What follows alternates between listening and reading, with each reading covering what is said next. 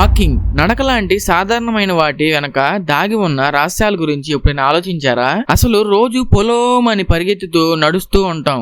అలా నడవకపోతే మనం గమ్యానికి చేరుకోలేం అండ్ ఇంకా మన పనులు ఏవి అవ్వవు. అయితే మనం రోజు చేసే ఈ క్యాజువల్ పని గురించి ఎవ్వరూ చెప్పని 10 రహస్యాలను ఈ వీడియోలో చూద్దాం. వీడియోని స్కిప్ చేయకుండా జాగ్రత్తగా చూడండి. అండ్ అలాగే చాలా మంది మన ఛానల్ సబ్స్క్రైబ్ చేసుకోకుండా చూస్తున్నారు. సో గైస్ ప్లీజ్ సబ్స్క్రైబ్ చేసుకొని బెల్ ఐకాన్ అయితే ఆల్ లో పెట్టుకోండి. Now let's get in to the show. Fact number 1, walking నుండి వచ్చే బెనిఫిట్స్ ని పొందడానికి కేవలం 400 అడుగులు వేస్తే చాలు. డాక్టర్స్ 6000 స్టెప్స్ నుండి 10,000 స్టెప్స్ వరకు డైలీ నడవాలని రికమెండ్ చేస్తారు. కానీ రీసెర్చ్ ఏం చెప్తుందంటే మనం 2500 నుండి 4000 స్టెప్స్ వేసినా చాలు, హెల్దీగా ఉంటామంట.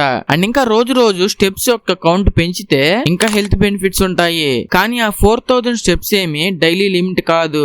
అలాగే హార్ట్ హెల్త్ అండ్ ఇంకా ఆయుష్ పెరుగుతాయి. వాకింగ్ ఎక్కువ చేస్తే high BP, diabetes and even cancer వచ్చే అవకాశాలు కూడా చాలా వరకు తగ్గుతాయి. ఫ్యాక్ట్ నెంబర్ 2, కొంతమంది పారిశ్రామికవేత్తలు వాకింగ్ మీటింగ్ ని చూస్ చేసుకుంటారు.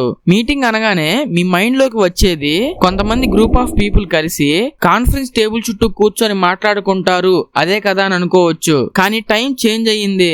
Successful business mans like Steve Branson and ఇంకా లేట్ స్టీవ్ జాబ్స్ వాళ్ళ మీటింగ్స్ ని నడక మీదే చేసేవాళ్ళు. అలా వాకింగ్ మీటింగ్స్ వల్ల వర్క్ అండ్ ఇంకా ఎక్సర్సైజ్ ఒకేసారి కంప్లీట్ అవుతాయి. అంతేకాకుండా వాకింగ్ వల్ల మీ క్రియేటివిటీ బూస్ట్ అవుతుంది.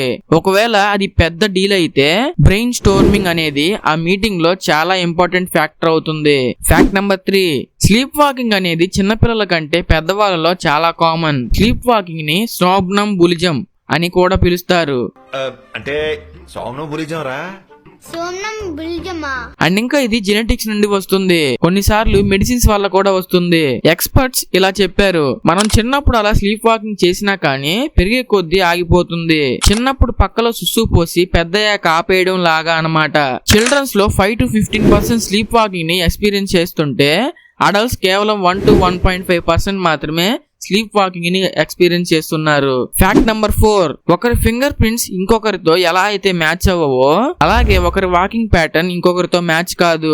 పర్సన్ యొక్క వెయిట్, పోస్చర్ అండ్ ఇంకా స్పీడ్ ఆఫ్ వాకింగ్ ని బట్టి వాళ్ళ వాకింగ్ ప్యాటర్న్ డిసైడ్ అవుతుంది. అండ్ ఇంకా ఇంజురీస్ వల్ల కూడా వాకింగ్ ప్యాటర్న్ మారుతుంది.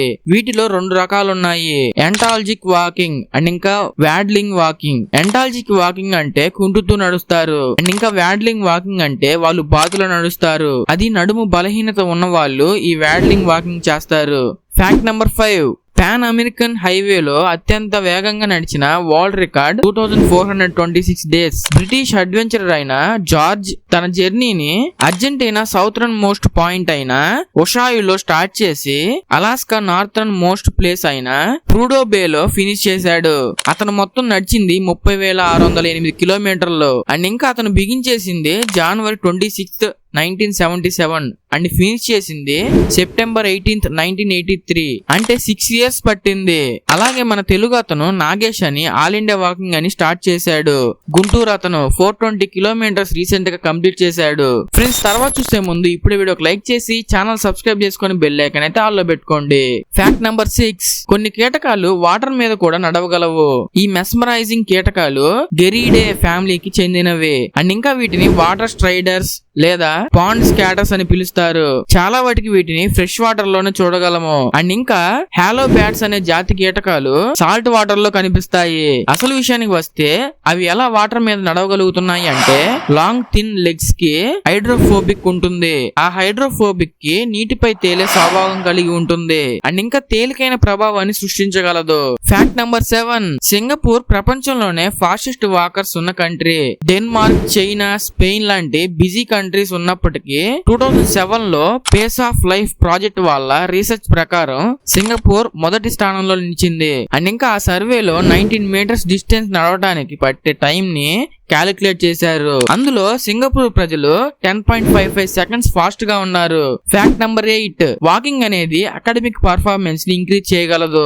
ఎక్సర్సైజ్ అనేది మీ బ్రెయిన్ పర్ఫార్మెన్స్ ని బెటర్ చేస్తుంది అండ్ ఇంకా బ్రెయిన్ యొక్క బ్లడ్ ఫ్లో కూడా ఇంక్రీజ్ చేస్తుంది. అందుకే చదువుకునే ముందు కానీ తర్వాత కానీ వాకింగ్ చేస్తే మెమరీ పవర్ పెరుగుతుంది.